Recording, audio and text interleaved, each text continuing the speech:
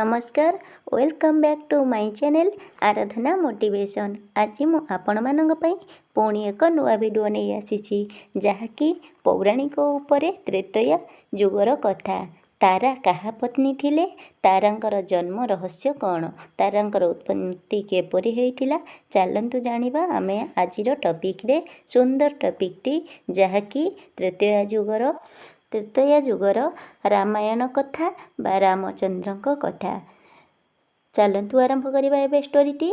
समुद्र मंथन समय जेतेबेले असुर और देवता मान उभय पक्षरे बासुकी नागर रहीकि समुद्र मंथन करुथिले। ठीक सही समय मध्यरे अष्टरत्न समेत माता लक्ष्मी, चंद्र और तारा, अमृत इत्यादिर आविर्भूत होइथिला समुद्र मंथनरू। लक्ष्मी नारायण को अर्थात प्रभु जगन्नाथ को वरण कर सारिबा परे असुर मानकर क्रोधजात होइथिला। सेमाने चाहिले कि समुद्र भितरु बाहरुथुवा प्रत्येकटी जिनिसरे सेमानकर हकदार अटंती। तेणु सेथिपाई से देवता मानक सहित युद्ध करने लागिले। किंतु विष्णुक कथा को सेठारे समस्ते मानुथिले। तेणु भगवान विष्णु कहिले कि जो नारी उत्पत्ति हेब यही नारी की बंटा जाई पारिबनी, कारण जीए भी नेबे असुर हुअंतु किंबा देवता हुअंतु केवल पूर्ण रूप से नहीं पारिबे। सेथिपाई सेही समुद्र मंथन समय बाली और सुग्रीव मध्य उपस्थित थिले। तेणु बाली कहिले भगवान विष्णु को, प्रभु मु तो विवाह कर सारी मंदोदरी की, किंतु मोर सान भाई सुग्रीव एबे अविवाहित अछंती। तेणु दयाकरी मोते तारा को अनुमति दियंतु, मु सुग्रीव को विवाह करने चाहूँगी। तेणु सेथिपाई सही कथारे सम्मत हो प्रभु विष्णु कहिले ठीक अछि, मु तुम सान भाई सहित तारांकर विवाह कर दउची। तेणु से दिन ठारू सुग्रीवंकर स्त्री होइगले तारा। सुग्रीवंकर विवाह परे बाली एवं सुग्रीव उभय खुशी रे थिले। राजा थिले बाली एवं राजा कामरे बुझासुझा करुथिले तांकर सान भाई सुग्रीव।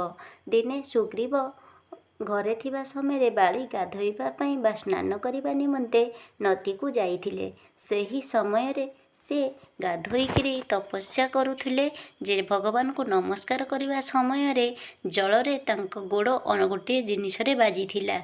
तेणु से चक्षु बंद करी बाम हाथ रे सेही जिनिसटाकू आनी काखरे जाकी देइथिले।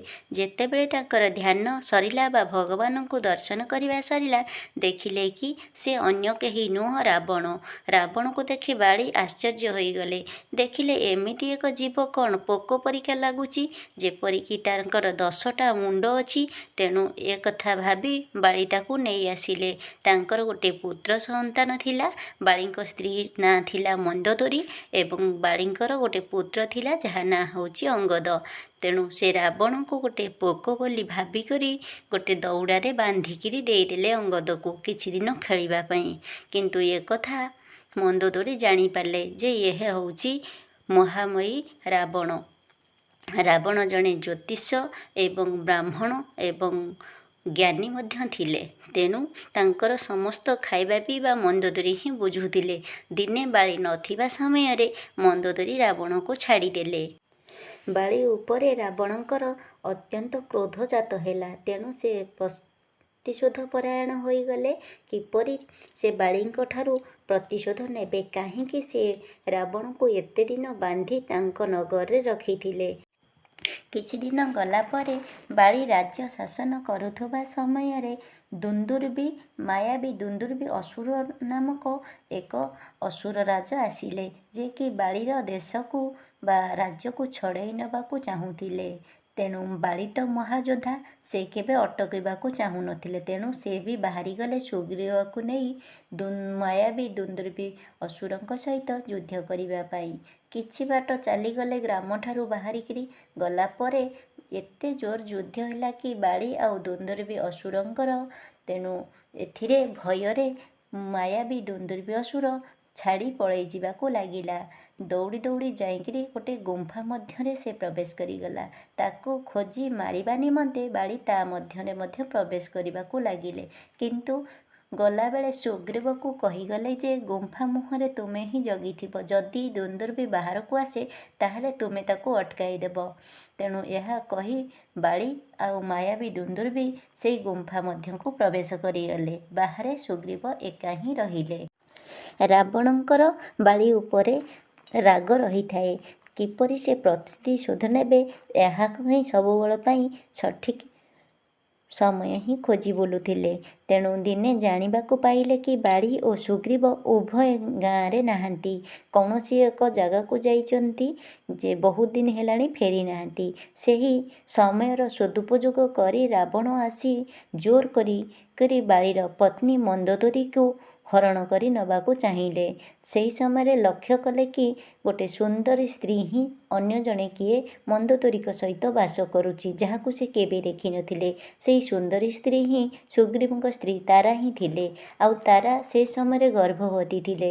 ଯେତେବେଳେ ମନ୍ଦୋଦରୀ ଏବଂ ତାରାଙ୍କୁ ଜୋର ଜବରଦସ୍ତ କରି ରାବଣ ହରଣ କରି ନେବାକୁ ଚେଷ୍ଟା କଲେ, ତାପରେ ତାରା କହିଲେ, ଦେଖ ମହାମହିମ, ମୁଁ ହେଉଛି ମୋ ସ୍ୱାମୀଙ୍କର ଏକମାତ୍ର ପତ୍ନୀ ଆଉ ମୁଁ ସତୀ ଅଟେ।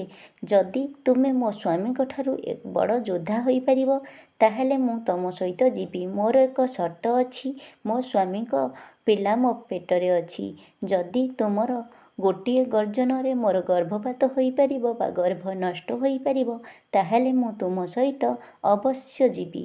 ତେଣୁ ଏ କଥାରେ ରାବଣ ମଧ୍ୟ ରାଜି ହୋଇଗଲେ।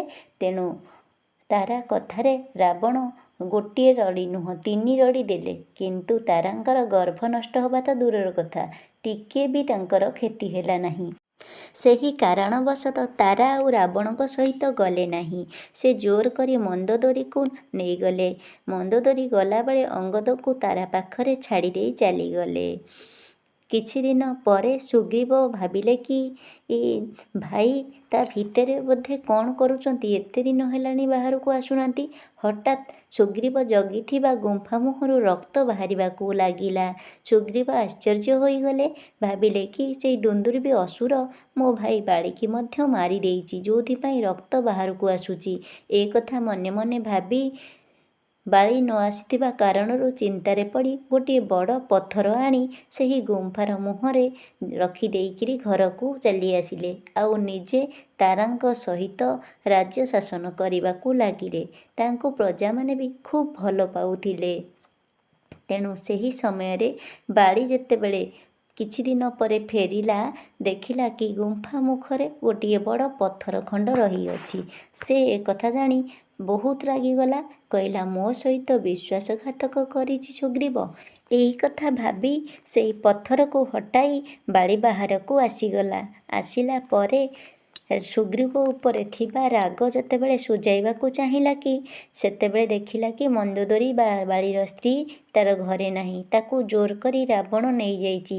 ତେଣୁ ସେ ଭାଇଙ୍କ ଉପରେ ଥିବା ରାଗକୁ ଭାବିଲା କି ରାବଣ ଉପରେ ସୁଝାଇ ଦେବି ଫାଷ୍ଟ, କାହିଁକି ମୋ ସ୍ତ୍ରୀକି ମୁଁ ନଥିଲା ବେଳେ ନେଇଯାଇଛି। ତେଣୁ ସେଥିପାଇଁ ସେ ସୁଗ୍ରୀବ ସମେତ ଅନ୍ୟ ସେନାବାହିନୀ ଧରି ଲଙ୍କା ଅଭିମୁଖେ ଯାତ୍ରା କଲା। ସେଠି ଯାଇକିରି ଯୁଦ୍ଧର ଆହ୍ୱାନ ଦେଲା ସମୟରେ ମନ୍ଦୋଦରୀ ନିଜେ ଆସି କହିଲେ, ସ୍ୱାମୀ, ମୋତେ ରାବଣ ଜୋର କରି ଏଠିକି କିଛି ଦିନ ହେଲା ନେଇ ଆସିଛି, ଆଉ ମୁଁ ପାଣି ଗ୍ରହଣ ମଧ୍ୟ କରିସାରିଛି। କିନ୍ତୁ ମୁଁ ଗୋଟେ ନାରୀ ବାରମ୍ବାର ଜଣ ଜଣ କରିକି ବିବାହ କରିପାରିବି ନାହିଁ। ତୁମେ ଫେରିଯାଅ, କାହିଁକି ମୁଁ ଅସତୀ ହେବାକୁ ଚାହୁଁନି। ଯଦି ମୋତେ ରାବଣ ଏଠିକି ନେଇ ଆସିଲେ ତାହେଲେ ମୁଁ ରାବଣର ସ୍ତ୍ରୀ ହେଇ ରହିବାକୁ ମୋତେ ପରାମର୍ଶ ଦିଅନ୍ତୁ। କିନ୍ତୁ ସେଠିକି ତୁମ ସହିତ ଫେରିଯାଇ ଲୋକଲଜ୍ଜା ମୁଁ ସହିପାରିବି ନାହିଁ। ତୁମର ସମ୍ମାନର ବା ମର୍ଯ୍ୟାଦାର ହାନି ହେବ। ଲୋକମାନେ ମୋତେ ନାନା କଥା କହିବେ। ଏସବୁ କହି ମନ୍ଦୋଦରୀ ବାଳୀକୁ ଫେରାଇ ଦେଲା।